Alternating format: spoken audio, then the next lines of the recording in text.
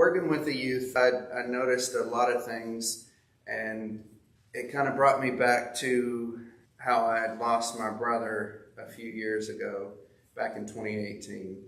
So that's what kind of prompted the work that I started doing on the devotional that I wrote, and then the book that I wrote that is meant for anybody that's working in or around any kind of formal youth program, or it could be for parents, it could be for teachers, anything like that. But then I also wanted to share my testimony and my struggles with mental health, and because I think in the faith community, it is often interpreted as a lack of faith when you struggle with mental health, but that's not always the case. So I put together a little message with hopefully a good analogy that everybody can relate to. So I want you all to think about, have you ever been in a room so dark that you couldn't see your hand in front of your face? Not like a dim room, like an actual pitch black dark room. Your eyes start to play tricks on you, and you even start to wonder if they're even open, where you can't tell if they're closed, and the silence is so heavy it feels like a weight, where you start to wonder if you're still in that room at all, or if you've been swallowed by something that doesn't end. Now imagine someone opens that door, just a sliver, and one thin line of light cuts through the room. Suddenly you can see your feet, you can see the chair, you can see the outline of the door that you came in through. One small light does not just help you see, it proves you are still in that room, that you're not lost in nothingness, that you are somewhere, that you exist, that the room is real, and that there's a way out. I want to talk to you guys about the darkness this morning, real darkness, the kind that we don't really traditionally talk about in church because it makes us uncomfortable. And I want to talk to people about the people that God uses to crack that door open. So occupationally, I'm a nurse, and I've spent about a decade now taking care of people in typically the worst moments of their life. I honestly believe with everything in me that the church needs to be a field hospital and not just a positivity factory. Because before I got into the church, I lived in the dark, and I've been in that pitch black room. And I've learned something that I want everybody in this room to hear, that any light is life-changing when it's really that dark. When I was 10 years old, I lost my father. And if you've ever lost a parent as a child, there's a version of you that dies that day too. The version that thought the world was safe, that believed grown-ups kept their promises. The version that you could just be a kid. When my father passed, the home I grew up in became a very, very different place. The stability cracked, the peace went somewhere I couldn't follow it, and there was chaos in my house, and there was chaos in me. And I didn't have the words at 10 years old to tell anyone what was happening. I just knew that I was hurting, and I knew nobody was coming to fix it. And I started building walls around my own heart that took decades to come down. And if you've ever felt like the safest thing you could do is hide what you really feel, that started for me when I was 10 years old. And then by the time I was a grown man, I'd figured out how to outrun that pain, and that was through working. I worked 80 hours a week, and there were stretches of my life I can't even tell you what month or day it was. Now, there's nothing wrong with hard work. The Bible commends it, but there is a difference between working hard and using work as a drug. And for years, work was my drug. If I was busy enough, if I didn't have to feel it. If I was tired enough, I didn't have to remember things. And if I was useful enough, maybe I would be worth something. And then in 2018, my brother died. He took his own life. And the floor that I was standing on, the floor that I thought was already as low as it could go, that floor gave way. And I thought I'd already learned what grief was then, when I lost my dad, but I was wrong. There's a grief that sits inside your bones and does not leave, that changes your chemistry when you lose someone like that. That was back in 2018, and it's 2026, and I can tell you that some losses don't have an expiration date. I thought I knew what the bottom looked like at that point, but What I didn't know is that the bottom had a basement. Following that, my first marriage fell apart, and I'm not going to stand up here and tell you all the details because it's not just my story alone to tell, and it's not the point of this morning. But I walked into that marriage carrying every wound that I had that I'd never let God touch, and I watched it come apart in my hands. I was a husband who did not know how to be a husband. I was a father who did not know how to be a father. And when it was over, I did not feel like a man who had just failed. I felt like a man that was a failure. There is a difference. One of those you can recover from, the other one feels like a sentence. So I packed up what was left of my life and I moved into my sister's spare bedroom in Kingsport, Tennessee.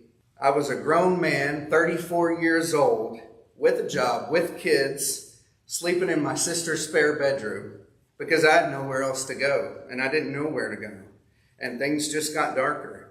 I want you to hear what hopelessness sounds like because some of you are living it right now. Hopelessness does not always look like a bottle of pills on your nightstand or a bottle. Sometimes it just looks like a man lying in his sister's guest bedroom at 3 a.m. staring at the ceiling that is not his, and a town that's not his, and a life that doesn't feel like his, thinking, I don't know how I'm going to do another day of this. That was the basement for me. Pitch black, no cracks, just no light, just silence and shame. And it even got darker after that. I found myself alone in the darkness so heavy that I wasn't even sure if I wanted to find a way back out. I want everybody in this room to understand something, that when you're in that basement, you're not looking for a sermon, you're not looking for a 3-point outline. You are looking for proof that you are still in that room, that the room is real, that there is a door to get out. But I want you to tell something. God does not waste our darkness. He knew I was not strong enough to come back by myself, so he put 2 men in my path. The first was a pastor in Kingsport. He sat with me. He didn't flinch at my story. He prayed with me when I did not have the prayers of my own. And he called me nearly every single day to make sure that I was still breathing. The second was a brother named Bob. And some of you guys know what it's like to have a Bob. He didn't preach at me. He didn't lecture me. He just kept showing up. He kept calling, kept asking how I was. He kept reminding me that I wasn't too far gone. And those 2 men, they were the crack in the door, that sliver of light in that pitch black room for me. And you guys don't understand how profound that is until you've been in that room, when it's really that dark, that any light is life-changing and it completely changes everything. You can actually see the room that you're in. That phone call didn't fix me. That prayer did not make the depression vanish, but it proved I was still in that room. I was not lost in nothingness, and I was somewhere, and God was there. There's a verse in 2 Corinthians chapter 1, verses 3 and 4, and it says, "Praise be to God and Father our Lord Jesus Christ, the Father of compassion and the God of all comfort, who comforts us in all our trouble, so that we can comfort those in any trouble with the comfort we receive ourselves from God." God comforts us so that we can comfort others. The pain that you feel is not a waste. Your darkest season is not garbage to be thrown away. In the hands of God, that is just material. He does not throw away the ashes. He makes beauty from them. The spare bedroom for me is not a waste. The nights in the dark, they're not a waste. That planned life that fell apart, the brother that I lost, the child who lost his father, in the hands of God, that's all material. He does not require you to be perfect before he uses you. And he doesn't require you to get cleaned up before he calls you. He just asks for the ashes. In Isaiah 61, verse 3, God says, "Beauty for ashes, the oil of joy for mourning, and a garment of praise instead of a spirit of despair."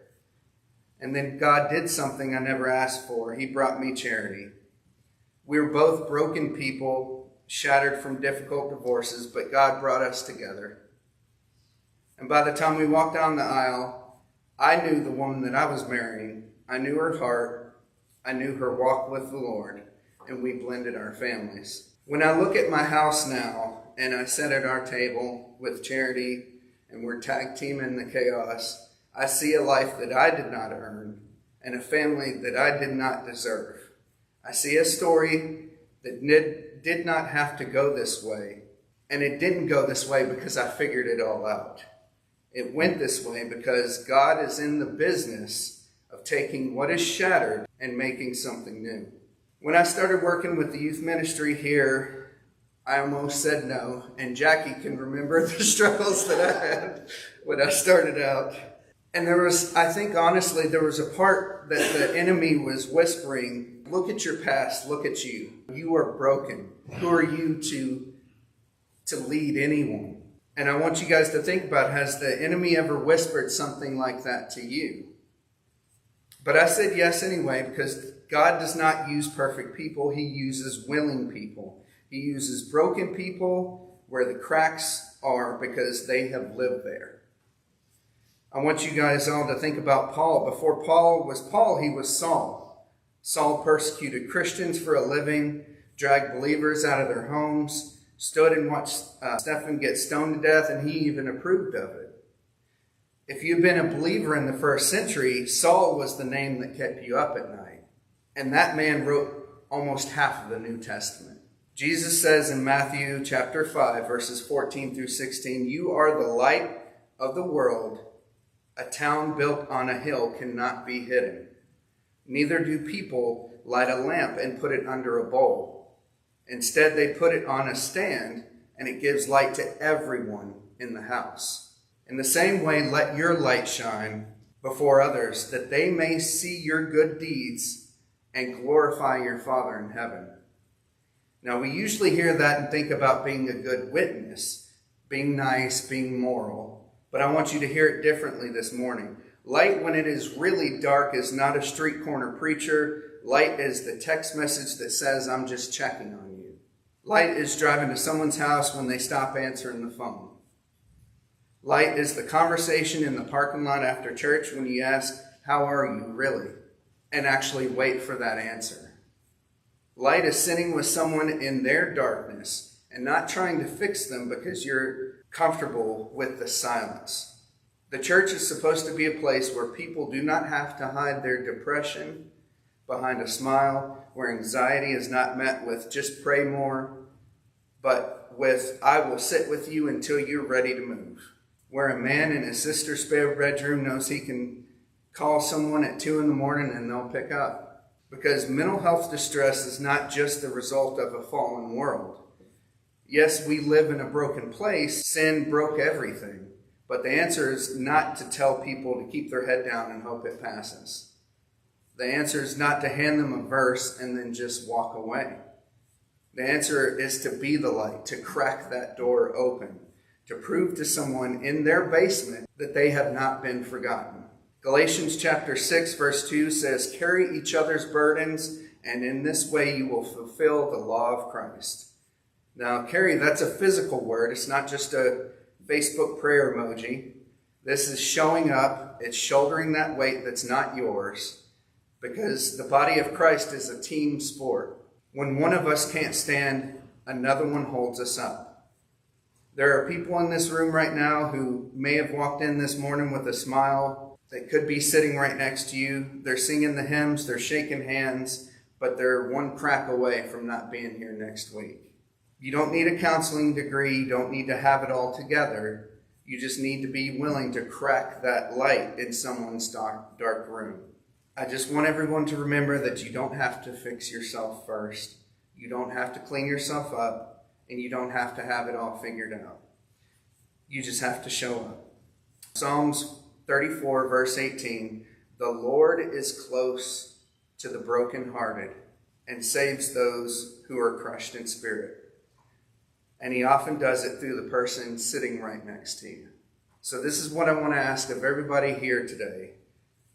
When you're shaking hands, I want you to look at the person who's sitting beside you, and I want you to understand something, that it only takes 2 minutes to ask them how they are and wait for an answer.